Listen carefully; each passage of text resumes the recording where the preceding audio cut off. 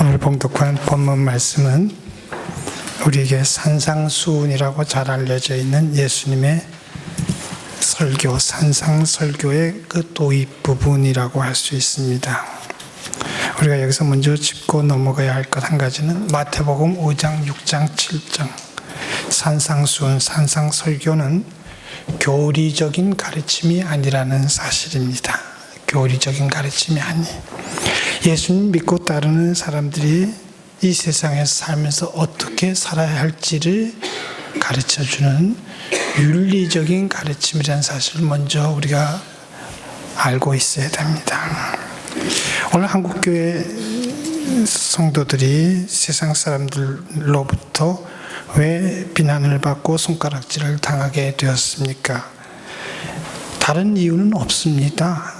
바르게 살지 않았기 때문입니다. 바르게 살았으면 비난당할 이유가 없습니다. 네. 그렇기 때문에 예수님의 이 산상설교, 이것은 특별히 오늘 한국교회 우리가 유념해야 할 아주 귀중한 말씀이 아닐 수 없습니다. 이렇게 말은 하지만 사실 좀 안타까운 것은 이 산상설교의 말씀대로 사는 것은 그렇게 쉬운 일이 아닙니다. 쉽지 않습니다. 정말 솔직하게 말하기로 들면 저부터 시작해서 아무도 이 말씀대로 살고 있지 못합니다. 살지 못합니다. 물론 산상설교, 예수를 믿지 않는 간디 같은 사람도 세상에서 가장 귀한 교훈이라고, 가장 아름다운 감동적인 교훈이라고 자기의 삶의 좌우명으로 삼겠다고 그렇게 살았습니다. 실제로. 정말 그런 말씀이면 틀림이 없는데 문제는 실천하기 참으로 어려운 말씀이라는 게 이 문제입니다. 솔직히 말해서 누가 과연 원수를 사랑할 수 있습니까? 사랑하는 척은 할 수 있을지 모르겠습니다. 정말 원수를 사랑할 수 있습니까, 여러분? 사랑해 보셨습니까? 가족도 사랑하지 못하는데 무슨 원수를 사랑합니까? 까놓고 얘기해서. 그렇게 보면 참으로 예수님의 이 말씀은 과격하기 짝이 없는, 상당히 우리에게 도전을 주는 그런 말씀이 아닐 수 없어요. 그러다 보니까 어떻게 되는가? 사람들은 산상수훈은 정말로 좋은 가르침이라고 생각은 하면서도 어떻게 되느냐? 꼭 그렇게 살아야 한다고는 말할 필요가 없지 않는가? 그렇게 살 수도 없는 거 뭐 그렇게 살아야 된다고 그렇게 고집할 필요도 없지 않는가? 특별히 우리 기독교인들의 경우에 있어서는요, 뭘 가지고 우리가 구원받는다 그래요? 오직 믿음으로 구원받는다 그러거든요. 그렇기 때문에 믿음으로 구원받는 우리에게 있어 행위를 요구하는 건 뭐 별 우리가 신경을 꺼도 괜찮은 문제가 아닌가 이렇게 생각해요. 구원에 꼭 필요한 말씀하고는 관계가 없다. 그러다 보니 이 산상설교는 마치도 그림의 떡같이 됩니다. 네. 별로 우리의 삶에 영향을 끼치지 못한다 이거예요. 바로 그 결과 오늘 한국 교회는 맛을 잃은 소금같이 되어가지고 세상 사람들에게 가차없이 짓밟히는 그런 지경에, 그런 처지에 이르게 되었다고 해도 과언이 아닙니다. 자, 그렇다면 예수님께서 이 말씀을 하시면서 그냥 듣기만 해라, 듣기만 해도 괜찮다 이렇게 말씀하셨나요? 한번 생각해 보세요. 오늘 우리 자신 한번 진단해 보는 겁니다. 그렇게 좋은 말씀 그냥 듣기만 해도 괜찮아, 들어주는 것만도 고마워, 이렇게 예수님 말씀하신 게 아니에요. 오늘 산상설교의 마지막 결론에 가서 예수님께서 말씀하십니다. 7장 26절 27절 말씀에 아주 분명하게 경고하시는데, 나의 이 말을 듣고 행하지 아니하는 자는 분명히 말씀하십니다. 행하지 아니하는 자는 그 집을 모래 위에 지은 어리석은 사람 같으니 비가 내리고 창수가 나고 바람이 불어 그 집에 부딪힘에 무너져 그 무너짐이 심하게 망한다는 얘기예요. 말씀을 들었음에도 불구하고 알고 있음에도 불구하고 좋은 말씀이라고 인정하면서도 행하지 아니하는 자는 망한다는 거예요. 제가 아주 극단적으로 표현해서 차라리 교회 안 다니고 망하는 게 더 나을지 모르겠어요. 이해타산으로 얘기하자면 열심히 교회 다니면서 나중에 다시 한번 얘기하겠습니다만 행하지 아니하는 자는 무너져 그 무너짐이 심하게 될 것이라고. 어떤 어려움이 있더라도 예수님 말씀대로 실천하는 삶을 살아야 한다는 사실을 오늘 우리는 분명히 기억해야 됩니다. 자, 그렇다면 이 말씀을 하신 예수님은, 이 말씀을 선포하신 그때 거기서 말씀하신 예수님은 과연 어떤 분이신가? 주 30년경 팔레스타인 지방에 갑자기 나타나셨습니다. 사실 상당히 오래 기다려왔지만 사람들의 기대했던 것하고는 전혀 다른 모습으로 오셨기 때문에 갑자기라고 제가 느닷없이라고 이렇게 표현하는 겁니다. 사람들이 생각했던 것하고 전혀 다른 모습으로 오셨어요. 근데 오셔서 마귀의 시험을 다 이기시고 그리고 나서는 사람들에게 회개하고 천국 복음을 믿으라고 말씀하시는데 말씀만 하신 게 아니라 놀라운 기적을 행하셨던 분으로 성경은 우리에게 소개하고 있습니다. 간단히 결론적으로 말해서 이 예수님은 사람들, 아니 죄인들을 구원하시기 위해서 이 땅에 오신 하나님의 메시아입니다. 예수님은 사람들의 영혼을 구원하셨을 뿐만 아니라 육적인 부분에 있어서도 사람들에게 구원을 베풀어 주셨다는 사실을 우리가 잊어서는 아니 됩니다. 우리가 예수 믿는 도리를 마치도 추상적이고 뭐 그런 것으로 구름 잡는 얘기처럼 취급하는 경우가 많은데 예수님의 행적을 보면 전혀 그렇지 않다는 걸 우리가 알 수 있어요. 영혼을 귀하게 여기셨지만 육체의 문제도 결코 소홀히 하지 않으셨다는 사실을 우리가 기억해야 됩니다. 네. 그렇다면 예수님이 선포하시는 이 말씀을 듣는 무리는 과연 어떤 사람들인가? 이것도 우리가 좀 관심 깊게 봐야 됩니다.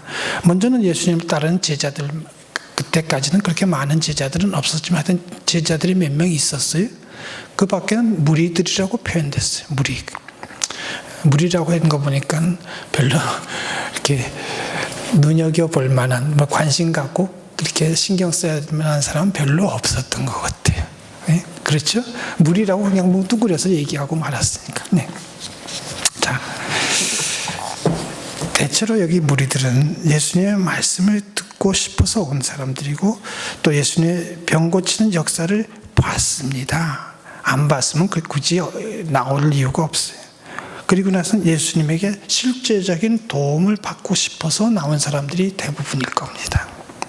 그렇죠. 다시 한번 말씀하면 그 당시로서는 정말 대책이 없었던 병 고침을 받으려고 나온 사람들이 대부분이었고 많았습니다. 당시 팔레스타인 지방에서는 대부분의 사람들이 물론 상류층, 기득권자, 이스라엘 지도자들은 좀 달랐겠지만 보통 사람들은 그날 벌어서 그날 먹는 그런 가난한 사람들이었어요. 그럼 그날 벌어서 그날 먹는 사람들이 만약 그날 할 일이 없으면 어떻게 되겠어요? 수입이 없으니까 먹질 못하죠. 돈이 없으니까 뭐가 돼요? 쉽게 말해 거지가 돼요. 아주 쉽게 거지 신세로 전락하게 됩니다. 거지.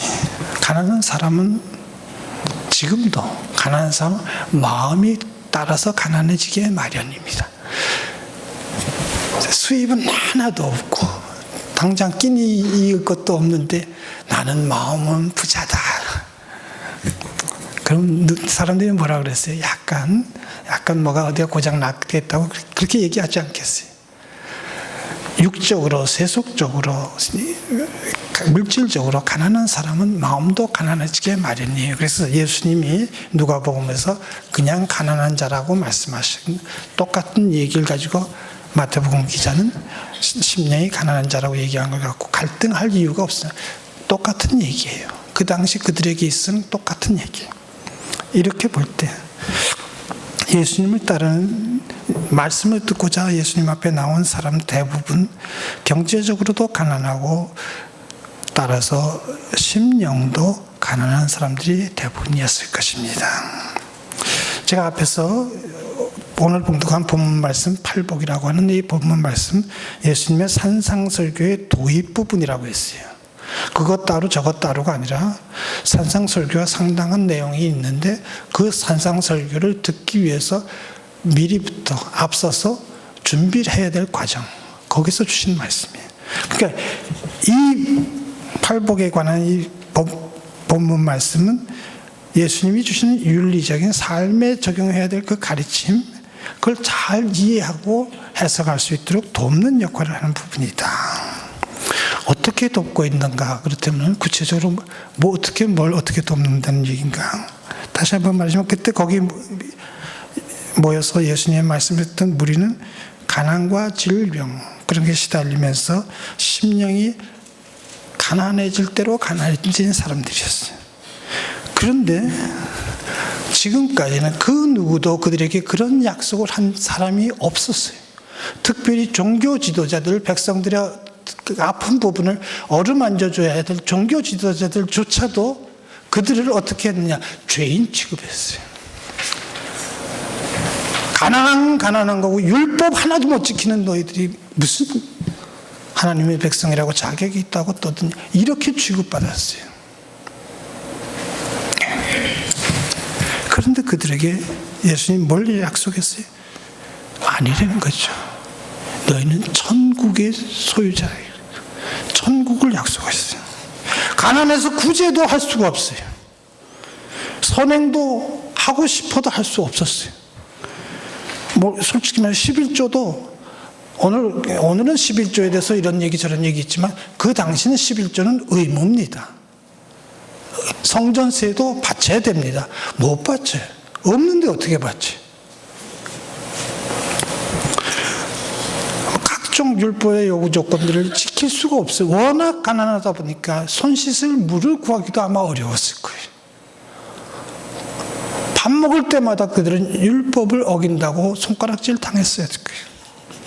그러다 보니 어떻게 돼요? 스스로 난 가망이 없어. 희망이 없어.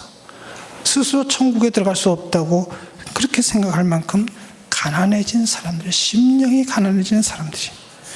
그런데 그들에게 예수님 천국을 약속하셨어요. 바로 그들이 천국의 주인이라고. 오늘 읽은 말씀은 팔복이라고 했습니다. 예수님이 주시는 복을 선포하는 말씀이라 이 말이에요. 여기서 첫 번째 복이 뭐라고 그랬어요? 심령이 가난한 자 천국을 얻는다고 말씀하셨어요. 오늘 우리도 좀 기준을 바꿔야 돼요. 우리가 가지고 있는 기준 좀 확 바꿀 수 있었으면 좋겠어요. 돈 많아야 천국 가는 줄로 알고 있는 사람이 아직도 한국교회 대부분 자리를 차지하고 있는데,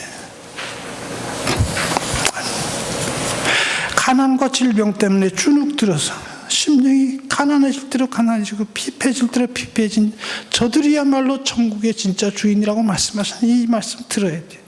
물론 이 팔복에도 윤리적인 요구사항들이 있습니다. 사람이 이런 사람이 복이 있기 때문에 이렇게 해야 된다는 그런 요구도 있습니다만, 예수님이 진짜 중요한 것은 스스로 복받을 자격이 없다고 하는 사람들에게 예수님은 거저 주시는 복을 선포하고 계신다는 사실에 우리 주목해야 됩니다.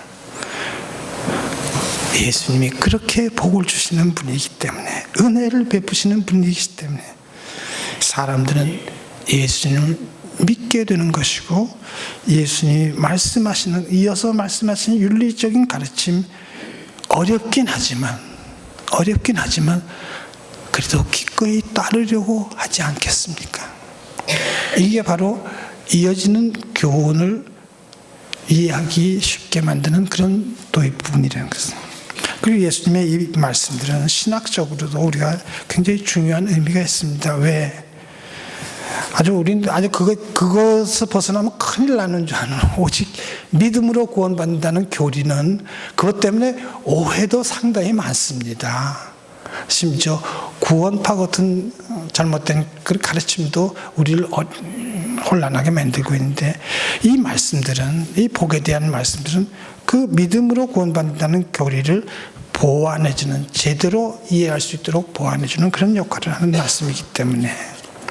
근데 여기서 우리가 좀 주의해야 할 것은 하나 있습니다. 그것은 우리가 산상설교의 수훈의 말씀대로 사는 그 행위로 구원받는 것은 아니라는 사실, 이걸 또 잠깐 잊어서는 안 됩니다. 어떤 행위로 구원받는 건 아니에요. 우리는 오직 주님의 은혜를 의지하는 그 믿음으로 구원받는다는 사실, 이것은 누가 뭐래도 진리입니다. 믿음으로 구원받는. 다만 그 믿음에는 행함이 따를 때, 행함이 수반될 때 그 믿음은 참 믿음이라는 사실을 우리가 꼭 기억해야 됩니다. 그렇다면 어떤 행함이 있어야 하는가? 바로 그 어떤 행함이 있어야 되는지에 대해서 가르치는 것이 오늘 말씀에 이어지는 5장, 6장, 7장에 나오는 산상설교의 내용입니다. 오늘 그것은 우리가 다룰 필요가, 솔직히 말씀드리면 여러분, 제가 얘기 안 해도 다 기억할 거예요. 그거 다 아는 얘기지. 그렇다면 여기서는 한번 이렇게 묻고 싶어요. 그걸 얼마나 해야 되는가? 그런 행위가 있어야 되는데 얼마나 해야 되는가? 우리가 즐겨 하는 것이 이런 기준이에요. 그 사람 뭐 믿음 좋대더라, 믿음이 많대더라 그러는데, 그런 행위가 있어야 되는데 얼마나 해야 되는가? 근데 성경에는 그 믿음의 분량에 대한, 그 행함의 분량에 대한 기준이 없어요. 성경에는. 왜 없는가? 이렇게 한번 이해해 볼 수 있어요. 만약 어떤 기준이, 분량, 행함의 기준이 이렇게 있다면 그 기준만큼만 행하면 된다고, 그럼 구원받는다고 하는 또 다른 율법주의가 되기 때문에, 그것은 성경은 그런 얘기를 안 하고 있어요. 그런 구원의 기준으로 행함의 분량을 제시하지 않는. 다만 행함이 있어야 한다. 없어서는 아니 된단 말이에요. 이게 참 믿음이죠. 자, 그렇다면은 오늘 이 팔복에 대한 얘기를 제가 읽어드렸는데, 이 말씀이 과연 무슨 의미를 가지고 있는가, 진정한 오늘 우리에게 어떻게 받아들여요? 제일 중요한 것은 예수님이 아무 자격도 없는 우리에게, 사실 이 얘기는 오늘 우리에게도 해당되는 얘기이기 때문에, 우리에게 아무 자격도 없음에도 불구하고 구원을 거저 베푸시는 분이라는 사실을 분명히 보여준, 거저 주시는 복이라는 것, 우리가 말씀한 말미암아 우리로 하여금 포기하는 게 아니라 우리가 이미 그 은혜의 장중에 잡혀 있다는 사실을 인식하고 감사할 수 있게 만든다. 감사하게 되면 어떻게 되겠어요? 예수님의 가르침에 기꺼이 따르게 순종하게 되는 겁니다. 감사하면서 그 예수님이 말씀하시는 원수까지도 사랑하라는 말씀은 그건 제가 사양하겠습니다, 그건 저한테는 무리입니다, 이렇게 말 못해요. 예수님이 말씀하신, 제게 이렇게 제가 감당할 수 없는 큰 은혜와 복을 주시는 주님이 말씀하심으로 저는 저로서는 할 수 없는 일을 해보겠습니다, 하겠습니다, 목숨 걸고 하겠습니다.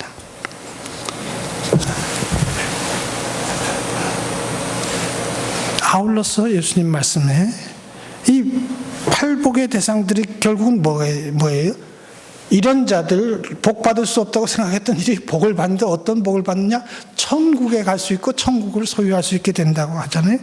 그러면은 지금까지는 그런 삶이 저주스러운 삶인 줄 알고 피하려고 했던 그런 삶을 오히려 기꺼이 살 수 있도록 우리에게 도전을 주는 겁니다. 예를 들어봅니다. 심령이 가난한 자가 천국에 간다고 가르치고 있기 때문에, 심령이 가난한 사람들이 그렇게 가난하게 된 것을 부끄러워할 이유가 없죠. 부끄러워할 이유가 없어요. 오히려 가난한 것을 자랑하고 우쭐댈 수도 있어요. 가난해지려고 할 수 있습니다. 저는 제 목회를 정리하자고 들으면 가난이 가장 중요한 화두 같아요. 가난해지기만 하면, 이건 제 생각은 아니고, 하여간 근데 저에게선 가장 중요한 단어로 다가오는 게 가난입니다. 내가 가난해지기만 하면 많은 문제가, 내 주위에 있는 많은 문제가 스스로 풀리는 거예요. 예수님의 말씀의 능력이 여기서 나타나는 거예요. 제가 가난해지기를 거부했더라면 전 아무것도 할 수 없을 거예요. 돈은 좀 만졌을지 모르겠어요. 아무것도. 우리의 생명에 관한 일로는 아무것도 할 수 없을 거예요. 오늘 한국교회 위기에 놓여 있다는 건 누구나 다 인정하는 얘기예요. 이 위기의 원인이 뭐라고 했어요? 한국교회 성도들이 그릇된 옳지 못한 방법으로 신앙생활을 하고 있기 때문에. 근데 그게 진짜 문제가 아니고, 옳지 못한 방향으로 신앙생활을 안 한다면 이런저런 얘기할 필요 없는데, 신앙생활이라는 건 하기 때문에 한국교회 성도들은 구원의 확신을 가질 수가, 자기는 구원받았다고 생각할지 모르겠으나 구원을 베푸시는 주님의 입장에서 봤을 때 구원을 베풀기가 어려운 지경에 머물러 있다. 왜 한국교회 유난히 이렇게 되었는가? 행함이 있는 믿음이 진짜 믿음이라는 것, 행함이 뒤따르는 믿음이래 진짜 믿음이라는 것을 좀 진지하게 생각해야 될 텐데 그렇게 생각하지 않아요. 오직 믿음으로 구원받는다, 그 교리, 그게 뭐라고? 행위는 구원에 있어 별로 중요하지 않다고 착각하고 오해하는, 매우 심각한 오해가 아닐 수 없습니다. 행위로 구원받지 못한다는 말씀을 행위가 없어도 된다고 오해한 거예요. 그건 맞아요. 행위로 구원받지 못한다는 얘기는 진리라니까요. 그러나 그것은 예수님의 은혜 대신에 우리의 행위나 업적으로 구원받지 못한다는 것이, 결코 믿는 사람이 행위가 없어도 된다는 얘기는 아니란 걸 우리가 알아야 돼요. 우리의 믿음 반드시 행위가 뒤따라야 한다는 사실 기억해야 합니다. 또 하나, 우리의 믿음에 따른 행위를 종교 행위하고 혼돈하는 것, 그걸로 착각하는 것. 많은 사람들이 예배에 참석하고 교회 어떤 활동에 적극적으로 참여하는 걸, 그것이 구원받은 것이라고 생각합니다. 예배에 잘 참석하고, 그리고 그것이 믿음이 좋은 것이라고 생각하는데 꼭 다 틀렸다고는 얘기할 수 없지만, 그것이 잘못하면 어떤 경우가 되냐면, 사람들이 교회 생활은 꽤나 열심히 하면서도 그 생활이 세상, 솔직히 말해서 가정으로도 이어지지 않고 일터에서도 이어지지 않아요. 제일 안타까운 것은 이랜드라고 하는 회사는 계속 시작 때부터 지금까지 참으로 모범적인 기독교인의 어떤 그 비즈니스로 알려져 있어요. 근데 오늘 이 순간에도 앞에서 한 얘기 다르고 뒤에서 하는 짓 다른 그런 모습으로 인해서 세상 사람들에게 대표적으로 손가락질 받는 그런 반사회적인 기업으로 지금 지키고 있어요. 조금 정말 지나칠 정도로 많이 버렸으면 이제 조금 손해보기 시작해도 될 것 같은데, 안 그래고 더. 근데 그런 행태로 인해서 피눈물 흘리는 이들은 진짜 우리가 예수님이 안타깝게 생각하시면서 천국을 소유하게 될 것이라고 약속하셨던 진짜 가난한 자들이 아니에요. 비정규직 알바생들, 그들의 그 임금을 도둑질하는 일, 그거 이제 좀 중단했으면 좋겠는데 왜 그게 계속 이어지는지 모르겠어요. 예수님의 말씀대로, 다른 사람의 얘기도 아닙니다. 예수님이 3일 5장, 6장, 7장에 있는 말씀, 이 말씀대로 살지 않아도 교회에 열심히 나오고 교회 봉사 열심히 하면 그게 좋은 믿음이라고 오해하는 것, 이제 더 이상 그런 오해에 머물러 있지 말았으면 좋겠습니다. 여러분, 우리는 그동안 성경이 가르치고 있는 바른 삶을 너무 무시했어요. 회개해야 됩니다. 예수님의 산상설교는 우리가 따를 수 없는 너무 어려운 말씀이기 때문에 그냥 듣고 넘어가고 그냥 그렇게 살지 않아도 괜찮다고 생각했던 거 잘못이에요. 회개해야 돼요. 제가 늘 강조하죠. 하지 말아야 될 것 하는 것도 큰 잘못이지만 우리가 해야 될 것 안 하는 것은 더 큰 잘못이에요. 죄라는 단어의 어원은 그거의 화살이 관역을 맞추지 못하는 거예요. 어떤 변명도 통하지 않아요. 해야 돼요. 심령이 가난한 자가 결코 부끄러운 자가 아니라 복 있는 자야.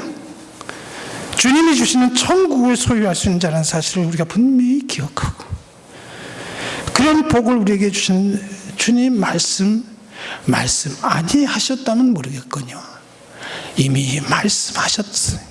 말씀하신 대로 순종하고 실천하는 삶을 통해서 먼저는 그 주님을 기쁘시게 해드리고 영화롭게 해드리는 참으로 복되고 충성스러운 주님의 제자들이 다 될 수 있기를 간절히 바랍니다.